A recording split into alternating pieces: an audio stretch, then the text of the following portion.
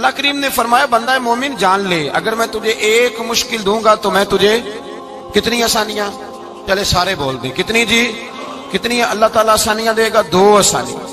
ہم لوگ اچھا جب ہمارا ذہن بن جاتا ہے نا کمزوری کا، ہمارا جب مزاج بن جاتا ہے مایوسی کا، پھر معاملہ ذرا ہمارے لیے گمبھیر ہو جاتا ہے۔ اگر ہم یہ ذہن بنائے نا کہ مشکل میرے اللہ کی طرف سے آئی ہے تو وہ مجھے آسانی بھی ضرور عطا کرے گا، تو پھر اللہ ضرور ہی آسانیاں عطا فرماتا ہے۔ اور جو مشکلات زندگی میں آتی ہیں نا، حضرت مولا علی شیر خدا رضی اللہ تعالیٰ عنہ کا بڑا خوبصورت فرمان ہے۔ حضرت علی فرماتے ہیں جب تجھے مشکل آتی ہے تو وہ تجھے رب کا پتہ بتانے آتی ہے، وہ تجھے اللہ کا پتہ بتاتی ہے۔ اس لیے کہ جب تو سارے اسباب کر لیتا ہے، جو ضرورت ہوتی ہے پوری کرتا ہے، تندرست ہو کے وہ کام کرتا ہے، پھر بھی کام نہیں ہوتا، تو اس کا مطلب ہے کرنے والا تو نہیں، کرنے والا کوئی اور ہے، جو کام کرنے والا کوئی اور ہے۔ تو عزیز بھائی یاد رکھیں، ہر مشکل کے ساتھ اللہ نے آسانی رکھی ہوتی ہے۔ اگر اللہ تبارک و تعالیٰ بیماری عطا کرے تو اس کے ساتھ اللہ پھر جو تندرستی دیتا ہے وہ بھی بڑی اعلیٰ عطا فرماتا ہے۔ اگر اللہ کبھی غربت دے تو پھر اس کے بعد جو اللہ تعالیٰ آسانی دیتا ہے وہ بھی بڑی اعلیٰ عطا فرماتا ہے۔ اگر کہیں سے آپ کو دکھ ملتے ہیں تو پھر جب سکھوں کا وقت آتا ہے تو پھر گنے نہیں جاتے۔ یاد رکھیں مشکلات کے پہلو میں آسانیاں ہوتی ہیں، اور جس آدمی کو مشکل آتی نہیں، میرے نبی کریم سید عالم صلی اللہ علیہ وسلم نے فرمایا مومن کو جو مشکل بھی آتی ہے اللہ اس کی برکت سے اس کے گناہوں کو معاف فرما دیتا ہے، اللہ اس کی برکت سے اس کے گناہوں کو معاف کرتا ہے۔ یہاں تک کہ حضور نے فرمایا میرے مومن کو کانٹا بھی چبھے تو اللہ تعالیٰ اس کی مشکل کو آسان فرما دیتا ہے۔ 2 بزرگ بیٹھے تھے، ایک حضرت احمد رحمت اللہ علیہ اور ایک حضرت شرف الدین منیری رحمت اللہ علیہ۔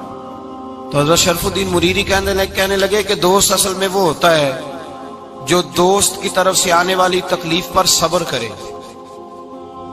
جو اللہ کی طرف سے آنے والی تکلیف پہ صبر کرے وہ اللہ کا محبوب ہوتا ہے۔ تو حضرت احمد فرمانے لگے نہیں مجھے تیری بات کی سمجھ کوئی نہیں آئی، صبر کرے وہ اللہ کا دوست ہے، مصیبت پہ صبر کرے۔ تو کہا جناب پھر اگر نہیں سمجھ آئی تو آپ بتا دیں اللہ کا دوست کون ہے؟ تو آپ فرمانے لگے جو محبوب کی طرف سے آنے والی مصیبت کو اس کا تحفہ سمجھ کے قبول کرے وہ اصل دوست ہوتا ہے۔ اس کا تحفہ سمجھ کے قبول کرے، اپنے رب کا تحفہ سمجھے، مالک کا تحفہ سمجھے کہ اس نے مجھے تحفہ دیا ہے، مجھے کسی مشکل میں ڈالا ہے۔ تو رب کریم بلا مثال و بلا تشبیہ سمجھانے کے لیے اللہ جب کسی کو مشکل میں ڈالتا ہے، کافروں کو تو اس نے موجیں کرائی ہوئی ہیں، بڑی بڑی سہولتیں دی ہوئی ہیں، مشکل میں ڈب بھی ڈالتا ہے، اپنے نیک بندوں کو ہی ڈالتا ہے۔ نمرود اور فرعون کے پیروں میں کانٹا بھی نہیں چبھتا تھا، ان کو تکلیف نہیں آتی۔ تکلیف کسے آتی تھی؟ اللہ کے نیک بندوں کو تکلیف آتی تھی۔ حضرت رابعہ بصریہ جب تک زندہ رہی تب تک بیمار رہی، جس دن طبیعت ٹھیک ہوتی تو کہتی اے اللہ تو کہیں مجھ سے ناراض تو نہیں ہو گیا، تو کہیں ناراض تو نہیں مولا جب تو مجھے تکلیف دیتا ہے تو میں رو کے تیری عبادت کرتی، جب مجھے دکھ ہوتے ہیں تو میں سجدے میں تڑپتی، اور خدا بندہ اب تو میں سکھی ہوں، موج میں ہوں، مجھے رونا ہی نہیں آ رہا، تو خدا بندہ تو کہیں ناراض تو نہیں ہو گیا مجھ سے؟ دکھ تو اچھے ہوتے ہیں، دکھ تو پیارے ہوتے ہیں، اور دکھوں کے بعد جو اللہ آسانی دیتا ہے اس آسانی کا پھر کیا ہی کہنا۔ اس حضرت ایوب علی نبینا علیہ الصلوۃ والسلام بیمار رہے، 60 سال اللہ نے تندرستی دی۔ کتنے سال بولے؟ 60 سال، غور کرنا بات پر، 60 سال علیل رہے، پھر بیمار ہو گئے، 18 سال ہو گئے بیمار ہوئے۔ زوجہ کہنے لگی دعا کر لیں آپ کو اللہ صحت دے دے۔ ہمیں اگر کوئی بندہ پوچھ لینا کہ بھائی کبھی کوئی خاص بات تو سناؤ، تو ہم جو ساری زندگی سکھ کے ساتھ سوئے ہوتے ہیں وہ بات نہیں سناتے، وہ جو ایک رات درد سے نیند نہیں آتی اس رات کا قصہ سناتے ہیں، کہتے ہیں وہ میرے الٹے دانت میں درد تھا تو میں ساری رات سو نہیں سکا۔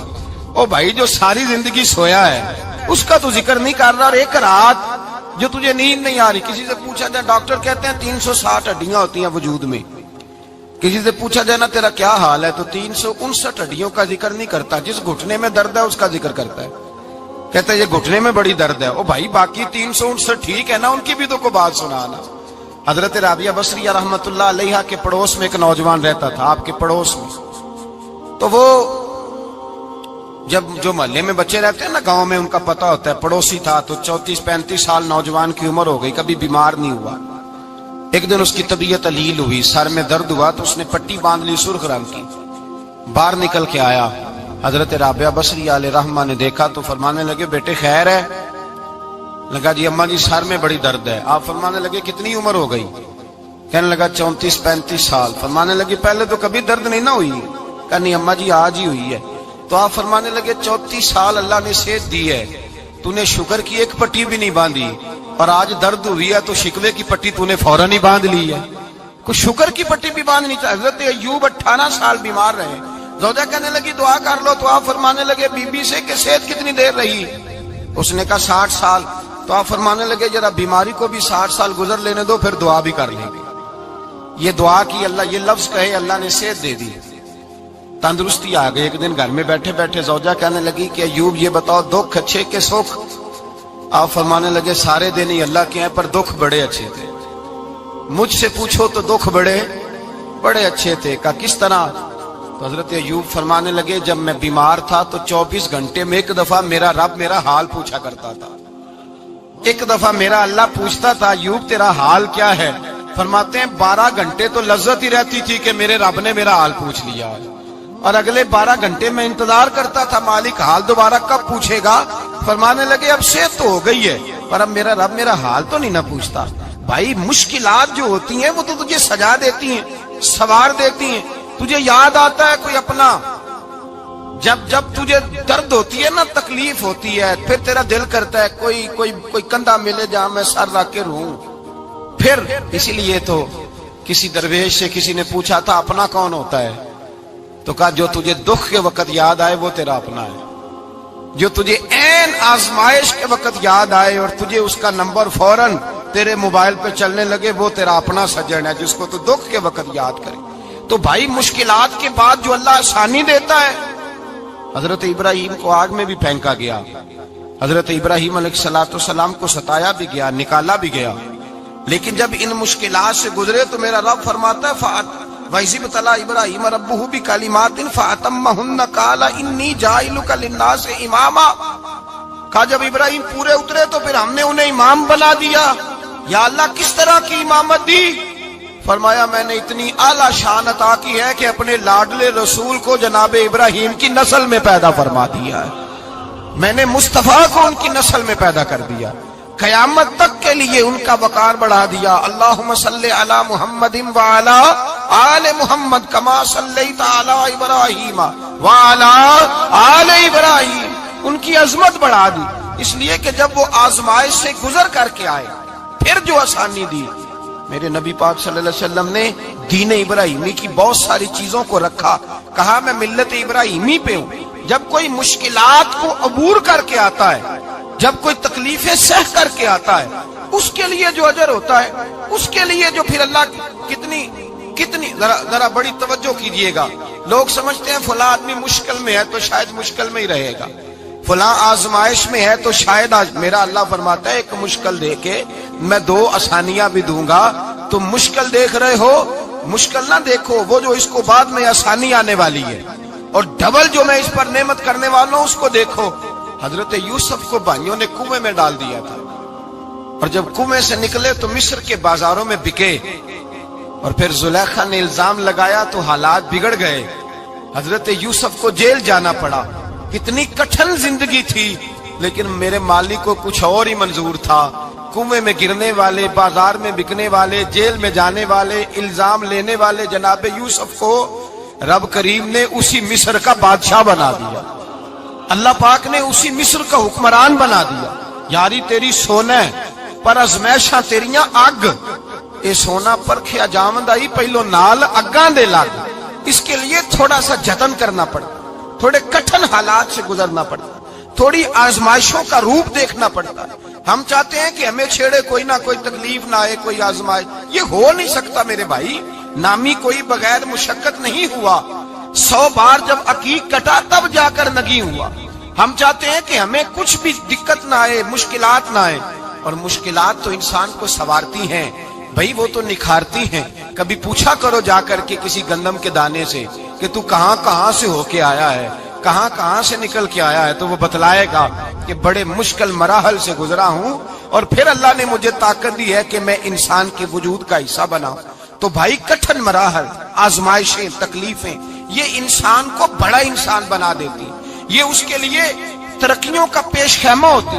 ہمارے جوان پریشان ہو جاتے ہیں، عورتیں خاص کر کے اس بات پہ توجہ کریں، وہ بڑی جلدی غم لے جاتی ہیں، وہ کہتی ہیں جانے میرا کچھ ہوگا ہی نہیں، جانے میرا کچھ ہو ہی نہیں سکتا۔ میرے بھائی درجنوں اور بیسیوں لوگ ایسے ہیں جن کی اولادیں نہیں تھی لیکن نام ان کا ان سے بھی زیادہ ہے جو بڑے بڑے صاحب اولاد۔ حضرت عبداللہ مزنی حضور کے غلام تھے، قبیلہ مزن کے رہنے والے، والد فوت ہو گئے، چچا نے پالا تھا، اسلام قبول کر لیا۔ چچا اسلام کا بڑا دشمن ہے، حضور کا نام آئے تو جلال کرتا، حسد اور بغض میں جل جاتا، بڑی اسلام کے ساتھ دشمنی اور عناد رکھتا ہے۔ حضرت عبداللہ کہتے ہیں پہلے تو میں عشق رسالت کو دباتا رہا، پھر یہ چنگاری شعلہ بن گئی، پھر کہ یہ ہلکا سا جذبہ سمندر اور صحرا کا روپ دھار گیا۔ فرماتے ہیں ماں تھی اور میں تھا، میں گیا جا کے چچا سے کہا میں نہیں رہ سکتا۔ کہاں جائے گا؟ تو میں نے دھیمے لہجے میں کہا میں مدینے جاؤں گا، اب میں رسول اللہ کے مدینے جاؤں گا، اب میرا گزارا نہیں ہوتا، اب میں جاؤں گا۔ کہتے ہیں چچا کہنے لگا اچھا تو وہاں جائے گا؟ تجھے میں نے پالا، میں نے پوسا، وہ مکان میں نے تجھے بنا کے دیا، تیری جیب میں جو پیسے ہیں میرے دیے ہوئے ہیں۔ کہتے ہیں میں نے کہا چچا میں سارا کچھ سوچ کے آیا ہوں، مکان بھی تو رکھ لے، پیسے بھی رکھ لے۔ کہتے ہیں اس نے ہر چیز رکھوا لی۔ جب پلٹنے لگا تو چچا کہنے لگا جو کپڑے تو نے پہنے ہیں یہ بھی میں نے خرید کے دیے تھے۔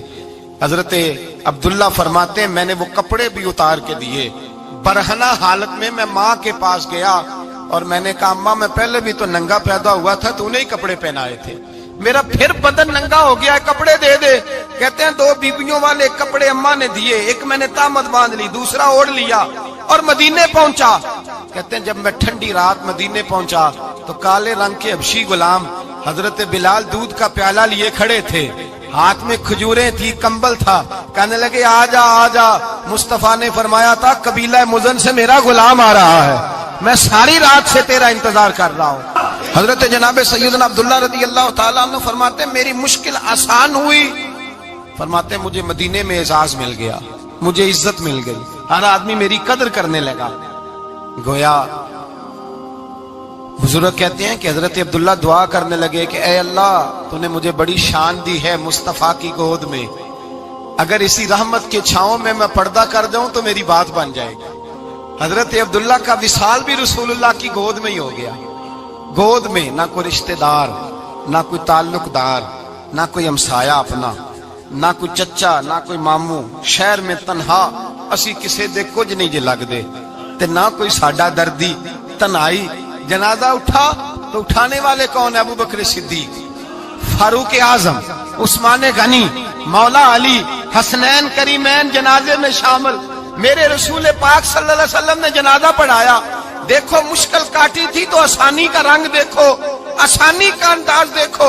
حضرت سیدنا ابو دردہ رضی اللہ تعالیٰ عنہ ارشاد فرماتے ہیں مدینے میں رواج تھا کہ جب قبر میں اتارنے لگتے تھے تو قریبی رشتہ دار اتارا کرتے تھے، پر عبداللہ کا تو رشتہ دار ہی کوئی نہیں تھا مدینے میں، کون اتارے؟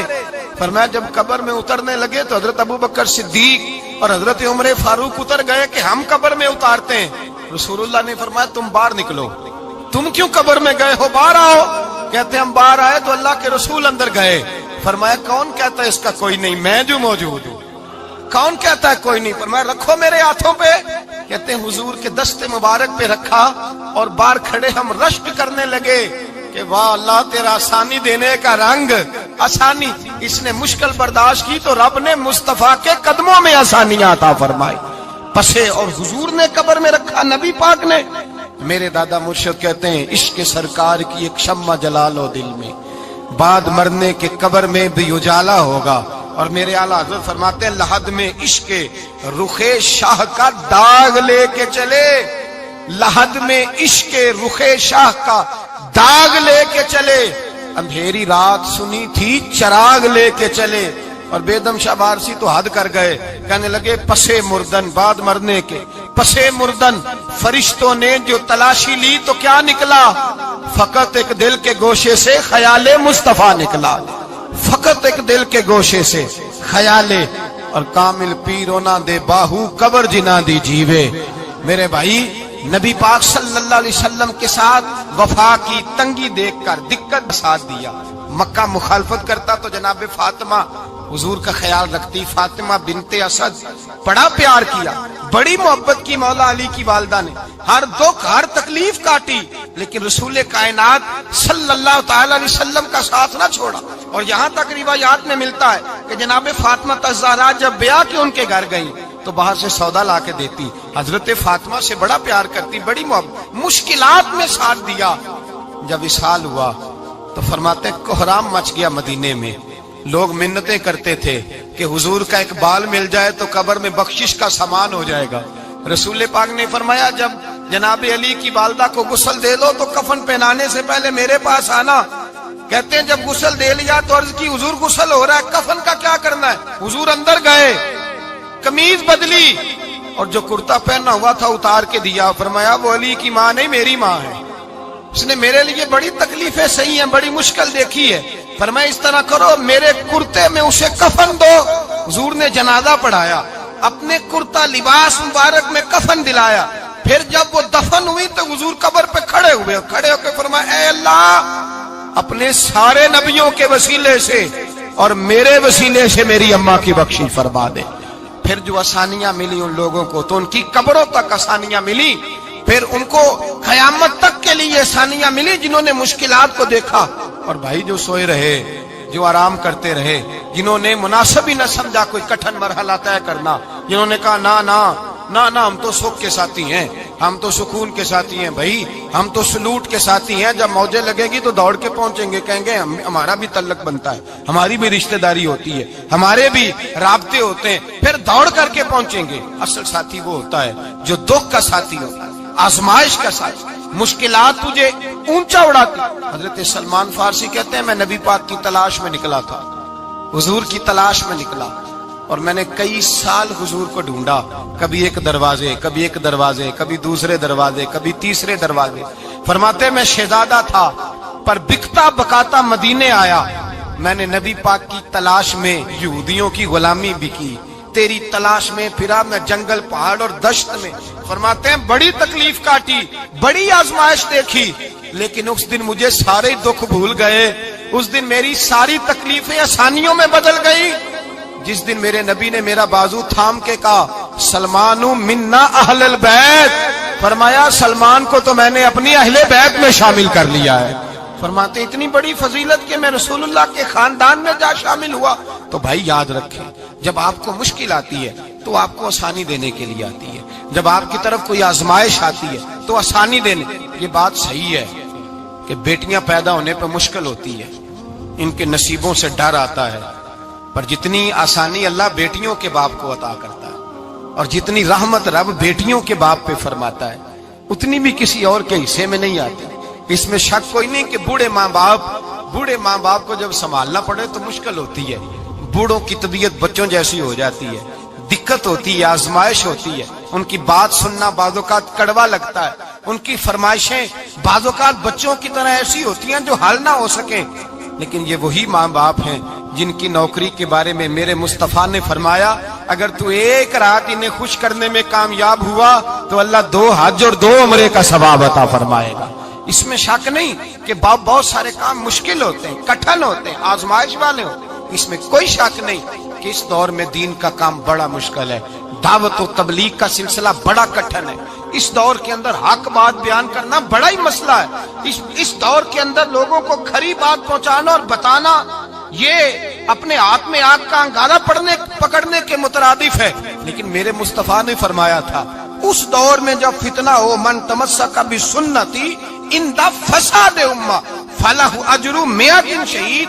فرمایا اس دور میں جب آزمائشیں آ جائیں, تکلیفیں آ جائیں, اس دور میں جو میری سنت پر عمل کرے گا, رسول پاک کا وعدہ ہے اللہ ایک سنت پر عمل کرنے والے کو 100 شہیدوں کا ثواب عطا فرمائے. اللہ 100 شہیدوں کا درجہ دے گا اسے. تو بھائی جس قدر مشکل زیادہ اس قدر آسانی بھی, اس قدر اجر بھی زیادہ. مشکلات سے گھبرایا نہ کریں, ذہن بنا لیں کہ جس رب نے دی ہے وہی اللہ نجات بھی عطا فرمائے گا. انسان آسان ہو جاتا ہے. ہم لوگوں نے نا دوڑ صرف سکھ کٹھے کرنے کے لیے لگا لی ہے, سکھ کٹھے کرنے کے. وہ لوگ دکھوں میں راضی رہتے ہیں, दुखों में राजी रहते थे, आजमाइशों में। हमारा दावा है रब रसूल से प्यार का, और मेरे हदीस बुखारी में है, फरमाया जो मुझसे जितना ज्यादा प्यार करेगा उतना उसकी तरफ मुश्किल